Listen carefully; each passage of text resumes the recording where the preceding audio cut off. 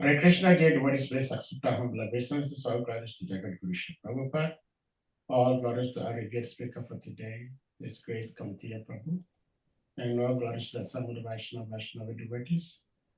Today is Monday, first day of the busy week. And today is 24th. We are very much fortunate. We have His Grace KAUNTEYA Prabhu who is speaking to us from the Nectarian Srimad Bhagavatam. Well, Prabhuji needs no introduction. He's been so kind and generous and been with us from time to time. And as much as he makes himself available, he also makes himself available through his wonderful wife, Sri Radha Govinda Devi, who also comes in to share her love and wisdom with us. So, Prabhuji, we're very grateful for making yourself available, blessing us. So, without further ado, we may put the verse on the screen and then we take it over from here. Hare Krishna. Jai, thank you, Sadhu Prabhu, and thank you for engaging me. Hare Krishna, thank you. So today we have Srimad Bhagavatam, Canto 3, Chapter 7. And we are dealing with the questions, further inquiries by Vidura. So this is in the form of a question. Om Namo Bhagavate Vasudevaya. Om Namo Bhagavate Vasudevaya. Om Namo Bhagavate Vasudevaya. Dishathakalato yoso avashtata svatonyatah avilupta vabodhatma sayujjeta jaya katham. Very relevant question for all of us. Should we go to the synonyms? Deshatha, circumstantial. Kalataha, by the influence of time. Yaha, one who. Aso, the living entity. Avastataha, by situation. Svataha, by dream. Anyatha, by others. Avilupta, extinct. Avabodha, consciousness. Atma, pure self. Saha, he. Yujeta, engaged. Ajaya, with nations. Katham, how is it so? Translation, the pure soul is pure consciousness and is never out of consciousness, either due to circumstances, time, situations, dreams, or other causes. How then does he become engaged in nations?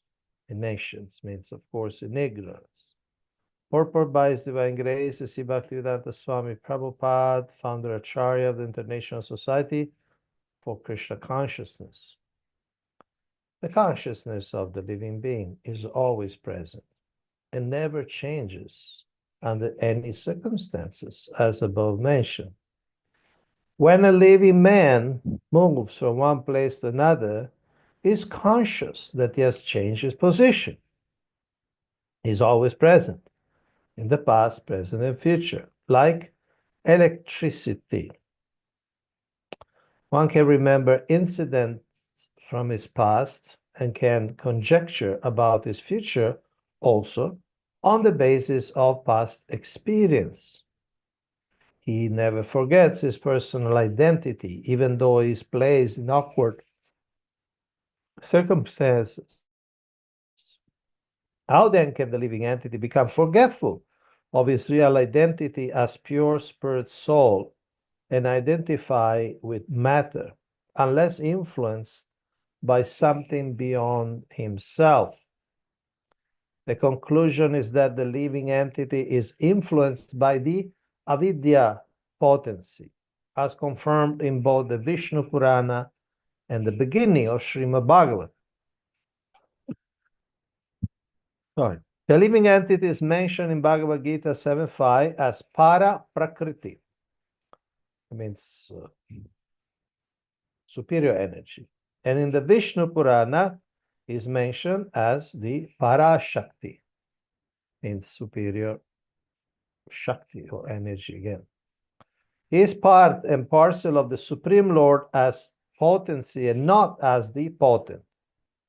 The potent can exhibit many potencies, but the potency cannot equal the potent at any stage.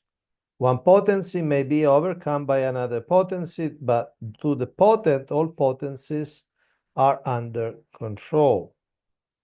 The Jiva potency, or the Kshetragya Shakti, that means the energy that knows the field meaning the body, or the Kshetragya Shakti of the Lord as the tendency to be overpowered by the external potency, avidya karma sangya. And in this way is placed in the awkward circumstances of material existence.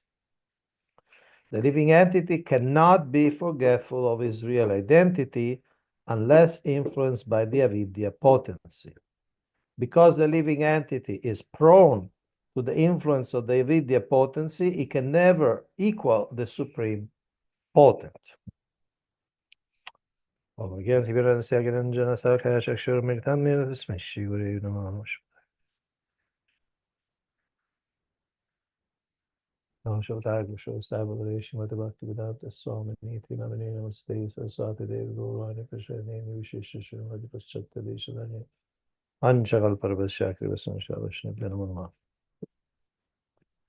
okay, so some basic but also very sophisticated philosophy here. Now, Srila Prabhupada concludes the purport by saying, look, if you are under some potency, under some Shakti, that means you are not the Supreme. This is a very simple but powerful argument that Srila Prabhupada makes many times against the Mayavadis, those who say, well, actually we are God, but we are now covered. Then when we become uncovered, then we become God again. We become everything again. But the question is, if you are God, how can you be covered? That means that Maya, the external energy, call it avidya shakti, call it apara prakriti, call it whatever you want, but there is something bigger than you. Therefore, you're not God. That's like, if you're not God now, means you've never been God. It's as simple as that. Because if you ever been God, then means God means the controller of all energies. And Jiva means that we are superior energy, but we are not the controller of the other energies. One may ask, but look, if we are superior energy, superior, para prakriti, para shakti, we heard Srila Prabhupada using this terminology in this purport. If we are superior, how come the inferior energy can cover us? So if it's inferior, well, it's inferior, but two things. One is that the Lord controls the inferior energy. And so by the grace of the Lord, by the management of the Lord, by the capillary, by the specific and very detailed control of the inferior energy, we become ensnared and trapped. That's why Krishna says in Bhagavad Gita, Dhaivi esha gunamayi mama maya durateya. Yes, it's Maya, it's three gunas, it's material, but it's also Daiva, it's also divine. So it's inferior, but behind that inferior energy, behind the beyond, There is the supreme controller. It's just like, I give an example. You know this weapon, nunchaku. If you ever heard about Oriental martial art, there is a nunchaku. Nunchaku are two pieces of wood. Two pieces of wood, sometimes just like this. And they are united by one rope. That's all. Two pieces of wood and one rope. Now, anybody, even a child, can take it or burn it in a fire. Anybody, even the weakest person, can take it, throw it away. But if beyond those nunchaku there is an expert martial artist, some of you have heard about Bruce Lee, is long gone, but he's still famous somehow. He was a super martial artist. He popularized the nunchaku through some movies. So he could beat anybody with these simple pieces of wood, because although it's a very, very simple thing, in fact, originally they were using it in the farming. They were using this thing to beat the rice, to beat the grains like that. So he could use this simple instrument, two pieces of wood and one rope, and could make it go so fast they could not even almost not see it. So yes, piece of wood, rope, it's certainly inferior. But if behind those two pieces of wood there is Bruce Lee, then he can kill you. He can kill you with that. So similarly, yes, the material energy is inferior, but behind there is Krishna. And so this material energy acts in a very marvelous way, in a very enigmatic way, in a very mysterious way, in a very bewildering way. Another analogy I want to give. Not only the problem is that there is Krishna behind, it's also a problem of quantity. Because we are superior, but we are small. We are small. So imagine you have a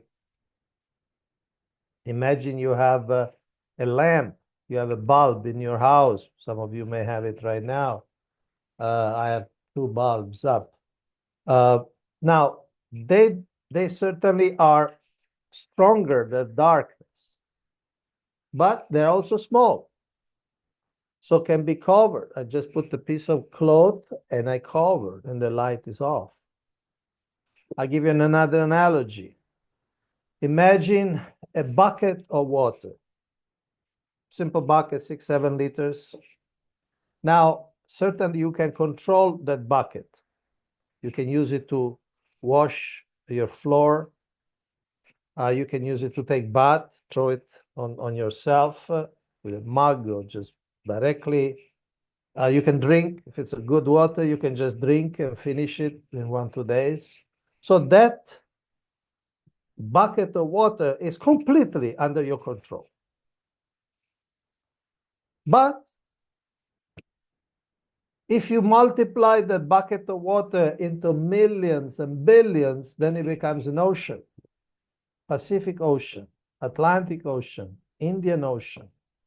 And then we cannot control it. If somebody drops us on the middle of Pacific Ocean, in the middle of Atlantic Ocean, we cannot come out. The water, the same water which in the bucket was under our control, when it multiply billions of times, then it becomes stronger than us. We could control one bucket, 2 buckets, 10 buckets maybe. But when it's an ocean, we cannot even see the shore. Some people like to cross the channel, the English Channel. So, some people like to swim from England to France. And it's already a big feat. It's a big athletic feat. That to swim, I don't know how long it takes. Maybe somebody can check, can Google it. I don't know, I think 2-3 hours swimming. But nobody has ever swam through the Atlantic Ocean or even the Indian Ocean, which is smaller. What to speak of the Pacific Ocean, which is very, very, very big. So it's also a question of quantity. The material energy is so much. We are like a spiritual atom, conscious, aware. We are living, sentient, and the material energy is not sentient. Is inert. Is impersonal. But one small spiritual atom with millions and millions and millions of atoms, then the millions of atoms win. Okay, so this is the first point. The second point, before we open for discussion, questions, comments, is this concept of avidya, which is central in this verse. Srila Prabhupada speaks about the avidya potency. He mentioned avidya 4 times in this purport. Avidya. A in Sanskrit, a is often privative, meaning is the opposite. Avidya. Vidya means knowledge. Like is the same root as Veda, no? Knowledge. That's the same root. To be conscious, to be aware. Vidya, knowledge. In India, still schools in Hindi is called Vidyalaya. Vidyalaya, the place of knowledge, education. Bhojanalaya, the place of eating, and so on. So Vidya means the capacity of being aware. Aware, first of all, of ourselves. Everybody can be aware. Everybody is aware. Even the stupidest person in the world, everybody's aware that, okay, I exist. I exist. I feel. I think. I see stuff. I sense. I sense things. I see things. I feel things. I touch things. I taste things. I smell things. I hear things. So I am aware. Now, the soul, Vidura asks, if soul is never unaware, because that's the nature of the soul. We are conscious. So how that this avidya comes? Now, Patanjali Muni, who is not a Vaishnavacharya, but is considered a great thinker, is the master of the philosophy of yoga. There are 6 Vedic philosophy, and one is yoga. So Patanjali Muni, Srila Prabhupada quotes him, says there are 5 stages.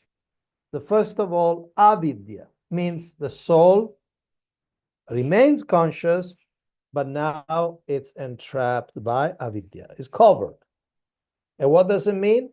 It means that he forgets. He forgets who he is. He knows I am, but he forgets who I am. Just like when people sometimes they have amnesia, they lose their memory. They know I am somebody, but I forgot. I forgot my name. I forgot. Sometimes, once I even happened to me in India. I slipped. There was some water in the floor. I slipped. I banged my head on the cement, and I forgot who I was. I forgot everything. Fortunately, I had one friend with me, and when I came back to consciousness, I saw him, and I didn't remember his name. I just had the sense that I know this person. Very faint, like I know this person. Then Krishna's mercy, after a few minutes, the memory came back, and I realized where I was, who I was, and everything. But I have this experience of losing completely the memory, losing completely the sense of self. So avidya is the first step. It covers the vidya. Avidya. So we forget. We know we are, but we don't know who we are. We don't know we are servant of Krishna. We don't know we are eternal. It's like a baby, when the baby is born, yes, he sees mother, father, he has some sense, but doesn't know his name, doesn't know the country, doesn't know how to speak, doesn't know anything. But he knows that he exists. In fact, as soon as he feels threatened by hunger, he cries because he feels I'm disappearing, I'm being erased, I'm being terminated. But he knows that he exists, but he doesn't know anything about his existence. Okay, so avidya. Next step, because we had to have a sense of identity. So then asmita. Asmi in Sanskrit means I am. So we need to have a sense of I am this or I am that. So in other words, we get encapsulated in ahankar. We got encapsulated and we think I am this body. Just like a child, one starts saying, look, you are from this country and this is your family. Actually, the soul has nothing to do with the country, has nothing to do with the family, has nothing to do with those names, has nothing to do with the language. But it's like a indoctrination. This is your name. This is your mother. This is your father. This is your country. And go on and on and on and on. Sometimes children, they even say, you root for this football team. No? The child doesn't know anything about football, but the father already tells, look, we root for this football team. And sometimes you see this video, small children, 2, 3-year-old, they are in the stadium with a jersey of a certain certain team. And it's not a choice because it's not that the child started seeing, oh, let's see all the players, let's see all the teams, let's see so okay, I choose this. No, the father takes him to the stadium and say, we are for this team. And so this is asmita. And of course, besides the football, it's about the body because we have to think something about ourselves. Our sense of identity has to have some content. It cannot just be I am what? So the immediate thing is we are the body because we are inside the body. I feel to raise one hand, it raises. I feel to touch my nose, I touch. So asmita, I become encapsulated and trapped in this idea that I am this. Then what happened? Two things happen. Raga, dvesha. Raga means I like certain things. And dvesha, I hate certain things. It's like in some cities, there are two main football teams, right? If you love one, you hate the other one. You cannot, it's not like you cannot love both. You cannot love both, right? Like I'm from Rome.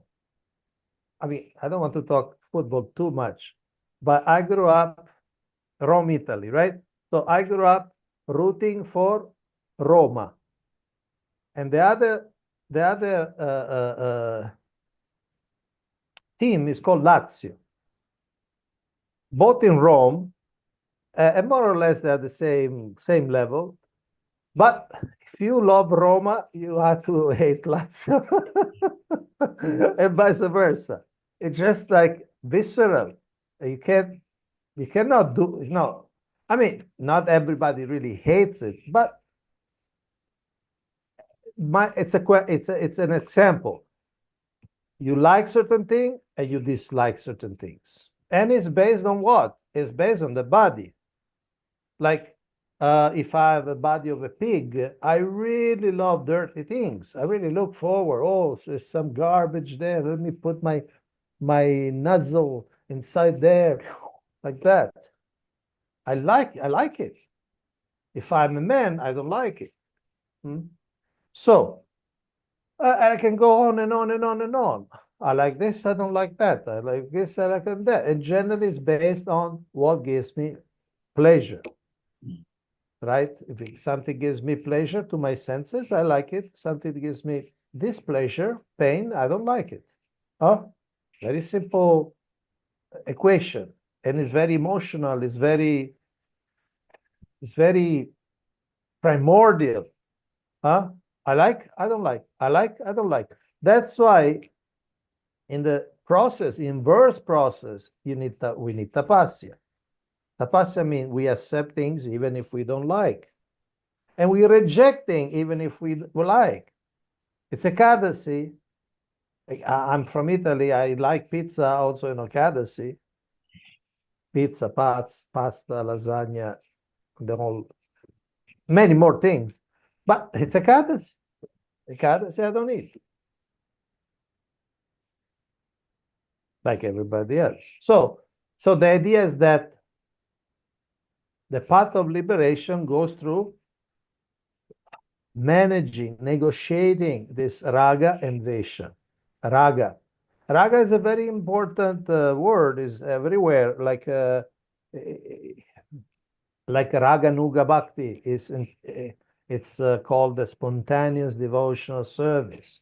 Not the raga, there is an attraction. Dvesha means hatred, means dislike. And Krishna says in Bhagavad Gita that from the very beginning of creation, we are entrapped by these two. We like certain thing, we dislike other thing. Like certain animals are natural enemies, like mongoose and the cobra. Nobody preached to them that, oh, you shouldn't like the cobras, oh, you shouldn't like the mongoose. They just hate each other. Mongoose. Here in Mayapur, there are many mongooses. And they just hate the snakes. They just hate. They don't even eat them. They just kill them. They don't eat, because if you eat, then they understood, like a lion eats a gazelle. That's understood. They have to eat something. It's carnivorous, eat gazelle. But this mongoose doesn't eat snakes. It just kills them.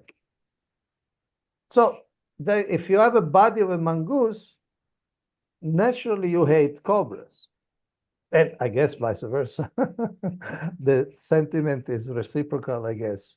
So just because of that body, there is a set of things, entities, and things that you hate, and certain things that you like, you're really attracted.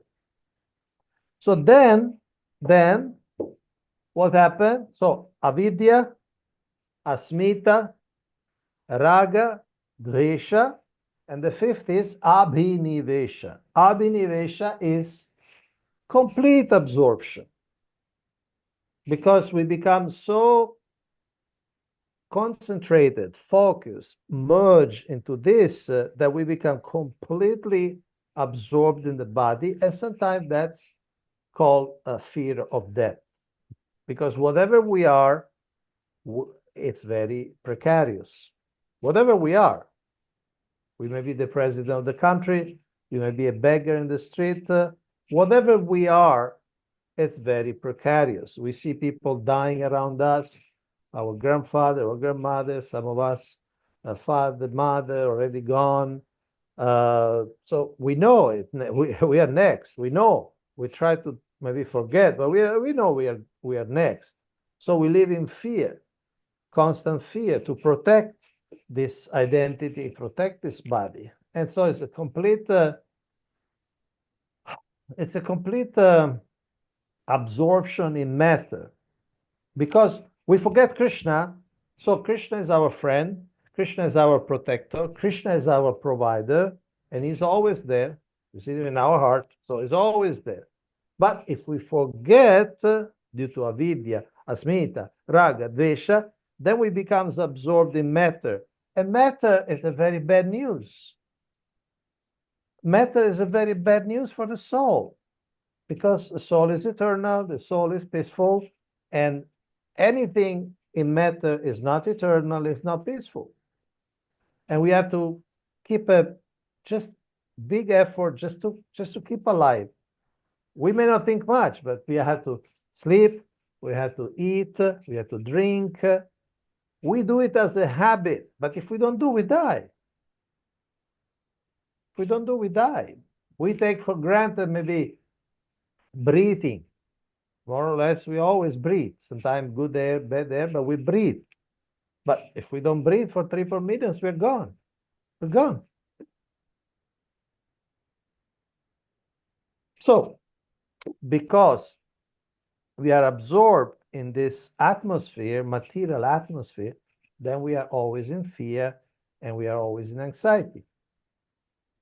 Because we are fragile, we are vulnerable. Anything can happen any moment. Sometimes a small virus, you cannot even see it. And that little virus can kill us. I was hospitalized twice with the COVID. You cannot even see COVID.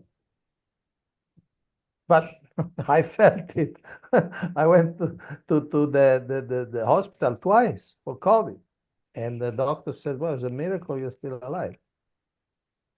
Somebody must have prayed for you. He said, look, certain things the medicine can do, certain other things that the medicine cannot explain.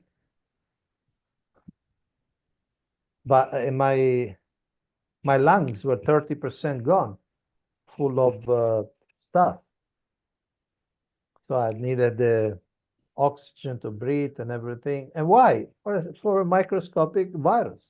I don't even know where I got it. Frankly, I have no idea where I got it. But I know that I got it. So we are vulnerable, and therefore we are in fear. We are in anxiety. We are in tension. There is stress just to survive. What to speak of try to get something done in this world. There are so many enemies. There are so many obstacles. Even the planets and time, they don't collaborate. They slow things down. Okay, so this is how we get encapsulated by avidya. And the Lord is always beyond material energy. He is the master of material energy and is not touched by material energy. And he is the only one who can get us out. Just like if you're in the middle of the ocean, somebody can come with an helicopter, throw a rope, and pull you up. It's not a big deal if they have an helicopter. So to finish that verse, Daiviyesha gunamai mama maya durataya mameva ye prapadyante maya meta tarantite. Krishna says, yes, this divine energy, you can go beyond. It's just like you cannot swim outside the Pacific Ocean if you're in the middle of the Pacific Ocean. You can't. You don't have strength. But if we surrender to Krishna, Krishna says, those who surrender unto me, tarantite, they go beyond. They actually go beyond. It's like they are pulled out. So we can be pulled out. We cannot just swim across. Okay, so these are some considerations, some little analysis, analogies. I hope you found something useful. Now, if you have some questions or comments, reflections that you'd like to share, here we are. Hare Krishna. Thank you so much, Prabhuji, as always. Very beautiful talk. So many practical things to relate with. Actually, devotees, if anyone may have questions, comments, reflections, you may want to ask or share, please indicate by using the hand emoji or your physical hand, and you'll be asked to unmute to speak or ask your question. As you were speaking, I was thinking of something which you actually talked about, because unfortunately you suffered from this COVID. Thankfully, you are here after suffering twice from this COVID.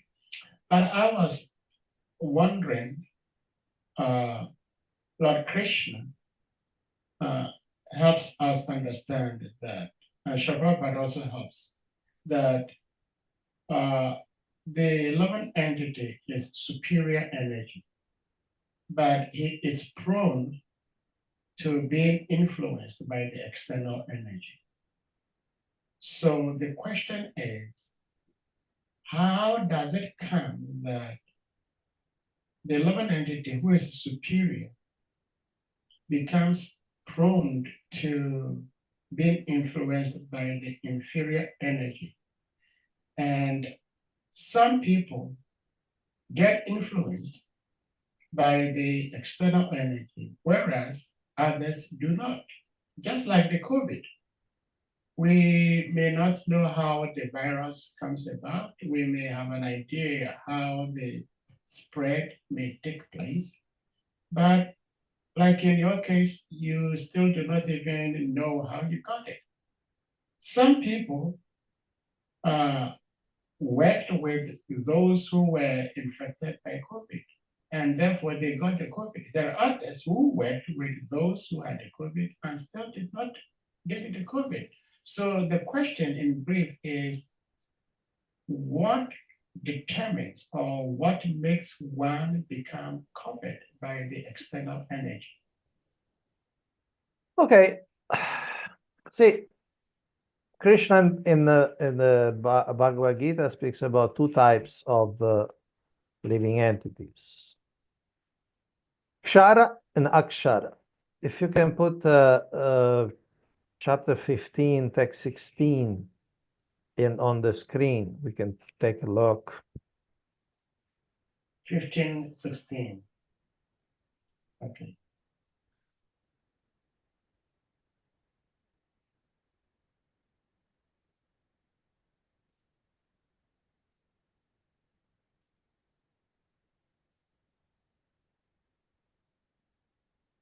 Okay, so Dva Imo Purusha Loke. There are two types of people in this world, Kshara, Akshara.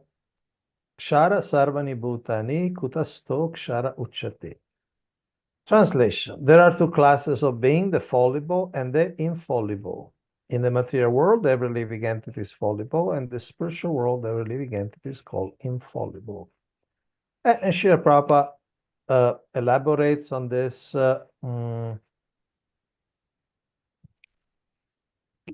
He says, Vyasadeva says that living entities who are innumerable can be divided into two classes, fallible and infallible.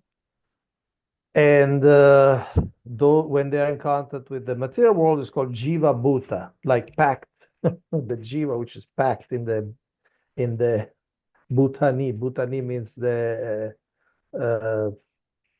means the elements, right? The panchama bhuta.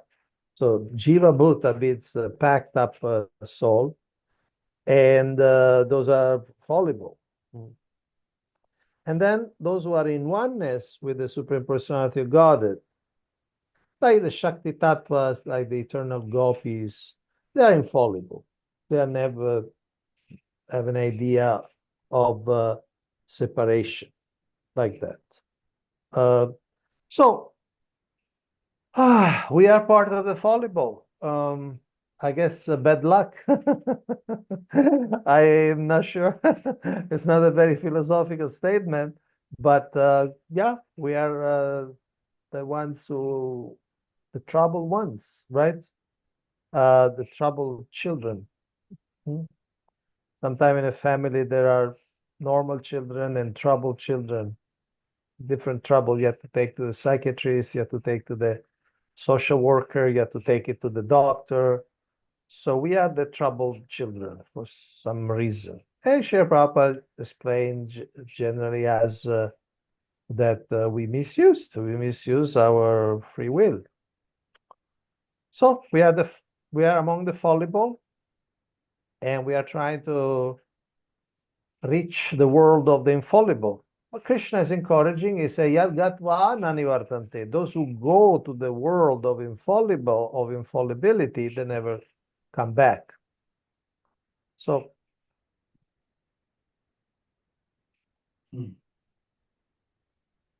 Well, probably talking about this fallible and infallible living entities. This has been a very controversial topic, but I would like to ask, because you did mention Patanjali. Pardon? I mentioned what? Patanjali. Okay, yeah. Yeah. And I'm not sure if this is true, but I had read it somewhere that Patanjali is actually an incarnation of Anantasesha. And if that is true, why is he not a devotee? And the philosophy he propagated is not very much accepted by Vaishnava devotees. Talking about this fallible and infallible souls. So, if Patanjali is Ananta Sesha, who is Vishnu Tattva, why would he propagate philosophy that is not very in sync with Lord Chaitanya or Krishna's teachings? You see, God has to take care of everyone, and God, by choice, He doesn't force anyone. So this happens, we could say all the time. It happens with Buddha. It starts a philosophy movement which is fundamentally atheistic. He did not teach atheism, but it ended up to be atheistic movement. Shankara, he taught impersonal ideas of Brahman and so on. So even if we accept Patanjali as Sheshanaga, some manifestation of Sheshanaga, then it's not so surprising, because sometimes different avatars are covered avatars, and they don't really give the essence or the final. They just, we could say, they help people, but in an indirect way. So through yoga, through the yoga philosophy, and most yoga, it's more than a philosophy, it's practice. The Patanjali Yoga Sutra states that yogash chitta vritti nirodha. The goal of yoga is to stop, to eliminate the vortexes of the mind. So it's a partial thing. Like Buddha gives ahimsa. It's a partial thing, but better than nothing. So if somebody can really do Patanjali yoga, wow, it's already a lot. In fact, even in our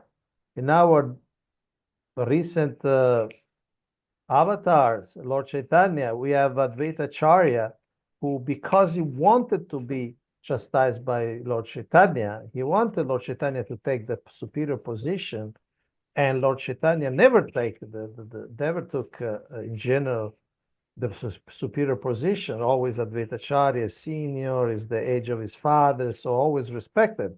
So sometime he started teaching the Yoga Vashishta, which is also kind of a impersonal philosophy. Then finally Lord Chaitanya really couldn't take it anymore and chastised him. So see that this special personalities, divine personalities, sometimes have a very, we could say, partial mission, which is beneficial, but for certain people, like Lord Shiva. Lord Shiva is the master of all this court of ghosts, goblin, very unpleasant character people, but somehow he gives them shelter. Even Dattatreya is mentioned in the Bhagavatam as an avatar. But in India, generally those who worship Dattatreya, they are just impersonalists. So you have a whole constellation, a whole range of avatars who don't give Krishna consciousness. They give a step to Krishna consciousness. Control the senses, non-violence, benevolence, and so on, which is good, but it's not like the final word in spiritual life. Because there are some people who are not ready, and some people still have the desires, and so the Lord, as the Father of everyone, helps everyone according to their desire. He doesn't force, okay, everybody has to chant Hare Krishna. Doesn't do that. Yeah. we may say, well, he could do it, but that's not the idea. He doesn't do it. He has a different sense of time. For him, he seems comfortable. Even he comes as Buddha, he rejects the Vedas. You just say, forget about his Vedas. I mean, I don't know exactly the words. I mean, not say, but it just say, he rejects the Vedas because they were misusing the Vedas. So then, better not to have the Vedas than to have a misuse of the Vedas, right? Yeah. Like Varnashram. If you have a good Varnashram, mature, sattvic, is good. But if you don't have Varnashram, if you have a very crazy, smart Varnashram, better not to have Varnashram. Just be civilized according to your culture, right? In every culture, there is some sort of Grihastha ashram, right? Everybody has got some civilized way of being married. Everybody has got some civilized way of being student. Everybody has got some sense of being a monk, right? There are monks in every religion. So if you have to make a crazy varnashram, better not to have varnashram. Don't call it varnashram. Just follow your tradition, follow nicely, and you're okay. So there are people. So sometimes these avatars, they don't give the final teachings. They give preliminary teachings. It's called upadharma, something that is close to dharma and something that helps to get to dharma. But it's not dharma. It's not the dharma of the soul. It's not dharma to saksha bhagavat pranitam. It's not the injunctions of the Vedas. It's not sarva dharma parityaja. It's not the Gita. It's something that helps certain types of souls who are not ready for other things. And these personalities are very powerful. So Patanjali, you see, we are still talking about Patanjali after thousands of years. He's still studied in many parts of the world. So they're powerful. Well, thank you, Prabhu. But the text we're discussing today, if I'm not mistaken, I think it's Vidura speaking here to Maitreya. Yes. Yes, and Vidura is asking a question by making a statement that the pure soul is pure consciousness and is never out of consciousness, either due to circumstances, time, situations, dreams, or other causes. Now, if that is the case, do we hereby say that stones, mountains, they also have consciousness? And what is the use of having consciousness when you cannot use it? Mm-hmm. Well, according to some texts in the Vedas, there are certain gross manifestations like mountains and things like that. Of course, we know trees that they have some consciousness. They have very limited consciousness. In other words, they have a self. They like sometimes you see a creeper, like a tree that grows on a wall, and it moves around certain obstacles. Right? It doesn't just go straight. It moves like that. Or even a little worm. You can see this worm is going, you put a finger in the middle and it will go around. So it means it's conscious. I mean, it doesn't have a very expanded consciousness. It doesn't have probably political opinions or football teams, but it's a worm. It's like it's the same as us, but with the warm body. So the worm is aware that, okay, there is a something, may not know it's a finger, but there's something in front of me. I have to go left or right, like that. So similarly, even trees, they grow, like you see, they grow towards light. So there is a limited consciousness. What one can say the same even for human beings. What's the point of being a human being if somebody is just a drunkard, if somebody just it just doesn't think of anything spiritual? What's the point? It's just like an animal. The Prabhupada said millions of times, right? Without dharma, even the Pashuvi Samana, without dharma, we are same as animals because we do only the things that the animals do.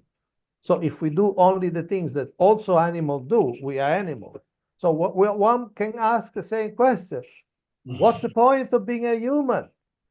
Yeah, what's the point of being human? So our perception of time and the perception of time of God is different because our perception of time depends on our body. So for us, 1 year is a long time. For instance, like a pigeon, there are so many pigeons in Mayapur. You know how long a pigeon lives? No. 6 weeks. Oh. 6 weeks. Now, if you come to Mayapur 1 year, you see the pigeons. Then you come next year, you see the pigeons. You may think that they're the same pigeons, but actually there are 9 generations later. So that pigeon you saw in Mayapur, these are the sons of the sons of the sons of the sons of the sons of the sons of the sons of the sons of the sons. And for them, this is a full lifetime. Full lifetime. They have their families, they have the children, they have their eggs, they make their house. In fact, just 2 days ago, we had to remove because they made the house near our AC, right? And our technician said, look, don't turn the AC on before removing this big nest. I'm sorry, we had to remove it. Otherwise, we had to get rid of the AC. So better we remove the nest. So they have the whole thing, whatever we have, right? We have our relations, but it's only 6 weeks. And for them, it's 100 years, right? It's the whole lifetime with all social interactions and husbands, wives, or whatever they call it, girlfriends, whatever, and children, and da. They have everything. It's only 6 weeks. So if they're born today, by the 10th of May, they're gone. They're gone. They just go. So we could say, what's the point of being a fish? What's the point of being an alga in the ocean? What's the point of anything? What's the point of being Brahma? in one sense, what he has to do in creating a world where he could be a gopi, a gopa. No, in one sense, right? So we have a perception of time which is limited to our situation. And God, Paramatma, has got another perception of time. Mahavishnu, for him, this whole universe is just one breath. He just breathed in, breathed out, and millions of people came about, millions, trillions of planets came about, all histories, this and that, history books, history paleontologists, archaeologists, studying, and everything is gone. So yeah, it's hard to understand because we are conditioned. We are conditioned. So sometimes we learn in the human form of life. We can be fast learners, meaning we can grab an idea. If we get in touch with a devotee, a priest, a monk, or somebody who tells us, look, there is God, do these prayers, then we can be quick learners. In other species, we just go on and on and on, and slowly we kind of, hopefully we get the experience. Okay, I live like a pigeon, or some good, some bad. Now maybe I move next a bird, the next then a mammal, then a cat. It's kind of going with the flow of reincarnation, flow of evolution of consciousness. So for us, we say, wow, that's a lot of time. But who can say? There are bugs that since we started the class, they are born, they have reproduced, and they died. And we don't even see them. Oh, Krishna. Yeah. Well, It's- thank you so much. Thank you so much for these explanations. I know it's quite late to your time, but maybe another time we may discuss this fallible and infallible, because well, I'm fallible, so my explanation will be also fallible. I can guarantee that. Well, thank you so much. Then what is, if no one has questions or reflections, we may bring this to a close. Otherwise, if you have a question, you may want to ask before Prabhuji takes leave of us today. Like I said, it's quite late this time in India. Prabhu, are you speaking from Jagannath Puri? Mayapur, Mayapur. Oh, Hare Krishna. Mayapur. same time zone. Okay, same time zone. All right. So devotees, we're going to humbly request you all to kindly unmute, and we all chant Hare Krishna Mahamantra to express Jai. appreciation to our revered speaker, His Grace KAUNTEYA Prabhu. Jai. Hare Krishna, Hare Krishna, Hare Krishna Krishna, Krishna, Hare Hare Hare, Hare Hare Hare, Rama, Hare Rama, Rama, Hare Rama, Rama Rama Rama, Rama, Hare Hare. Hare Hare. Kripa kripa sundriya vacha patitanam pavanebhyo vaishnavyo Vaishnava Vrinda ki jai. Jai Hare Krishna, Hare Haribol. Haribo. Thank you so much.